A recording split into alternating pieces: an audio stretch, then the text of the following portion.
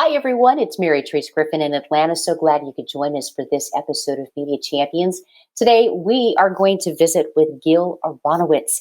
He is with The Best Words Win, and he is with us today here on Media Champions. Gil, welcome to the show. Thanks for having me, Mary Therese. Happy to be here. Thank you for saying yes. And let's talk about The Best Words Win, because truer words were never spoken. Yes, this is certainly true. We help companies really determine what is the best way to get their message across and connect with their customers in a meaningful way. Really, to put their customers at the center of their marketing messages, as I like to say. Do you mind if I pick your brain for half a sec on what happened with your company during COVID? I'm always interested to know how people solved for X, because we all had to figure it out.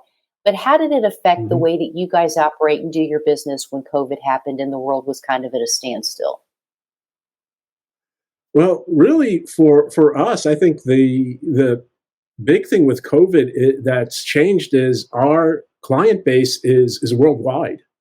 We're working with companies in Asia, in all parts of Europe, in even South America, in Australia. And really, I think COVID has really sort of companies sort of let go of any hesitation of working with people outside their market or outside their time zone, outside their geography. They want to work with the best talent and the smartest people, and they feel comfortable working in virtual teams. So that's really the transformation that we've experienced with COVID.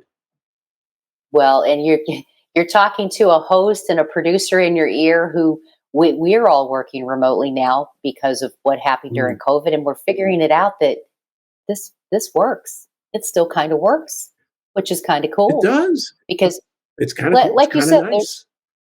There's a whole wide world out there, and you're helping your clients find that whole wide world now. Can we talk about the path to find that right customer? Because the same path is not the exact path everybody needs to take, right? Everybody's an individual.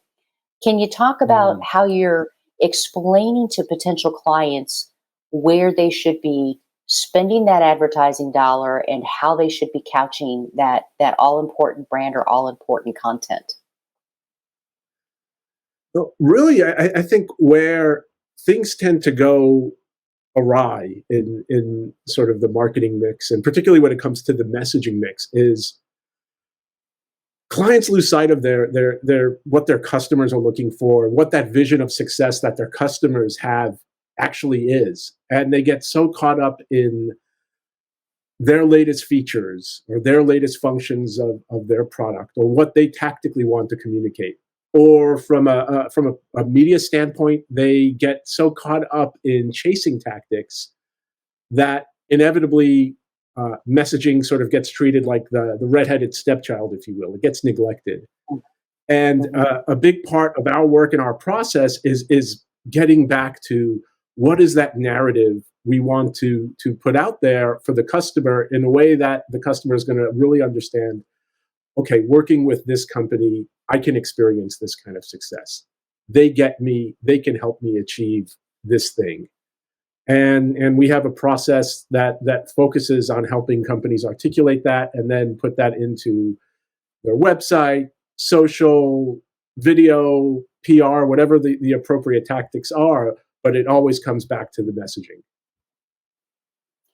You're describing that syndrome of people that like to chase the shiny objects, or the good idea fairy keeps showing up, and how you got to reel them in a little bit, get them back on track. When you talk about companies that need help in telling their story, and maybe they even have an internal media or marketing department, it's still a really good idea for them to partner with somebody like you. Why? I understand narrative.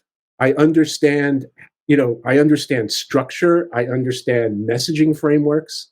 I think the big buzzword the last few years has been storytelling, and I dare say it's maybe the most overused phrase, because I think a lot of people talk about it without really understanding what does it mean for marketers. And I would say it comes back to having a framework that can really allow you to for your customer to experience what's called narrative transportation. That idea, when they start reading your copy, reading your message, they're envisioning that success for themselves. They can see how your company can help them. They could see why your product is so great.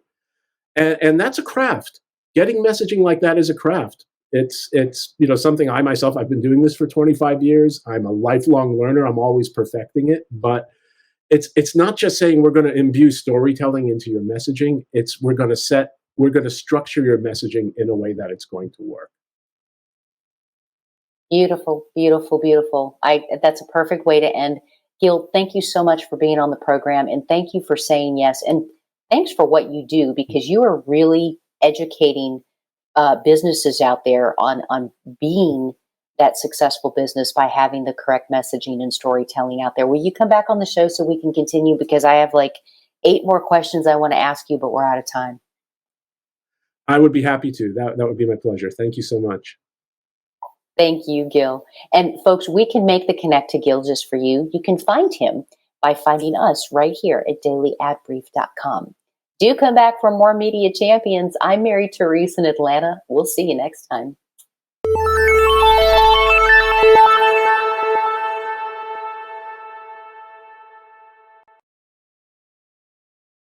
Simplify presents Addressable CTV, combining the power of TV with the targeting and attribution of digital. Simplify's Addressable CTV delivers massive reach with the ability to scale without sacrificing precision. TV buyers can generate incremental reach with household-level targeting, frequency controls, reporting, and insights. To learn more about Simplify's Addressable CTV and what it can do for your clients, visit simply.fi.